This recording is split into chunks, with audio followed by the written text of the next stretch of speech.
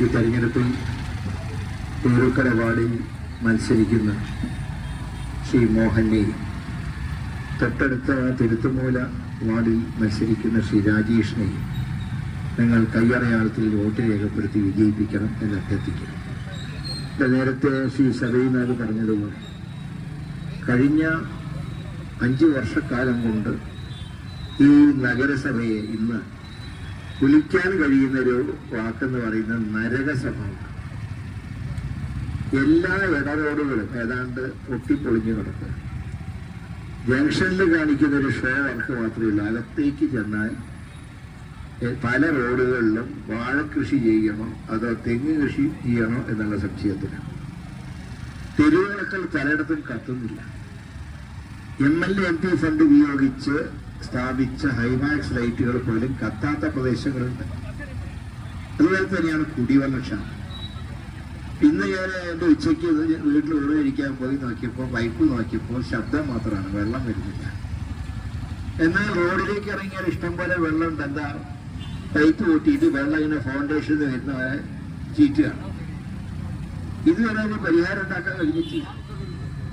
ഞാൻ ഇന്നലെ water authority ജീവനക്കാരുടെ യോഗത്തിൽ പോയി. അവർ പറയാം ചിലക്ക് നന്നായിട്ട് പോയിരുന്നതാണ്. ഇങ്ങനെ ഇടയ്ക്കിടയ്ക്ക് പൈപ്പ് പൊട്ടുമ്പോൾ ഒരു മാസ്റ്റർ പ്ലാൻ ഇല്ല. ഇവരുടെ ലക്ഷ്യം ഇത് സ്വകാര്യവൽക്കരിക്കലാണ്. അതായത് 2 പ്രധാന സ്ഥാപനങ്ങൾ വൈദ്യുതി വകുപ്പും ഇലക്ട്രിസിറ്റി മറ്റേ വാട്ടർ അതോറിറ്റിയും സ്വകാര്യവൽക്കരിക്കുക എന്ന് പറഞ്ഞാൽ എന്തായിട്ട് അർത്ഥം? മാത്രമല്ല വാട്ടർ അതോറിറ്റിക്ക് ഒരു MD ഒരു കൊല്ലം പ്രവർത്തിക്കുന്നു. പഠിച്ചു വരുമ്പോഴേക്കും വേറെ ആൾ വരികയാണ്. ഇത്രയും നിരുത്തരവാദിത്തപരമായിട്ടുള്ള സമീപനം സ്വീകരിക്കുന്ന സർക്കാരും നഗരസഭയും ഇതിനൊന്നും ഉത്തരം കണ്ടെത്താൻ ശ്രമിക്കുന്നില്ല. ഇതിനേക്കാൾ ഭയാനകമാണ് നമ്മുടെ എല്ലാ തോടുകളും കുളങ്ങളും മലിനീകരിക്കപ്പെട്ടിരിക്കുന്നു.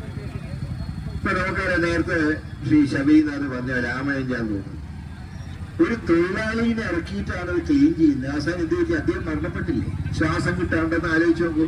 മനുഷ്യന്റെ മലമൂത്രവും അതുപോലെ തന്നെ മൃഗങ്ങളുടെ അവശേഷിച്ച ഉപകരണങ്ങളൊക്കെ വയറ്റിൽ ചെന്ന് മരിക്കേണ്ടി വന്നൊരു ഹതഭാഗ്യനായിട്ട് ചെറുപ്പക്കാരൻ നമ്മുടെ നഗരത്തിൽ എന്തെങ്കിലും ചെയ്യാൻ സാധിച്ചോ? നഗരസഭയ്ക്കെതിരെ അവർ പറയാണ് റെയിൽവേ നിന്ന് വരുന്ന മാലിന്യങ്ങൾ. ഞാൻ ചോദിക്കട്ടെ, അങ്ങനെ റെയിൽവേയിൽ നിന്ന് വരുന്ന മാലിന്യങ്ങളാണെങ്കിൽ മേയർ വിളിച്ചാലൊന്നും DRM വരില്ല. വേണമെങ്കിൽ ചീഫ് സെക്രട്ടറി വിളിക്കണം, അല്ലെങ്കിൽ MP വിളിക്കണം.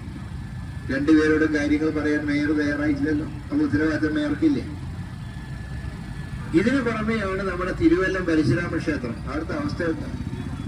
ഒരു കാലത്ത് ചിതാഭസ്മൊക്കെ ഒഴുക്കിയിരുന്ന നദിയായിരുന്നെങ്കിൽ ഇന്നത്തെ അവസ്ഥ അത് കാലനീ നദിയേക്കാൾ ഭീകരമാണ്.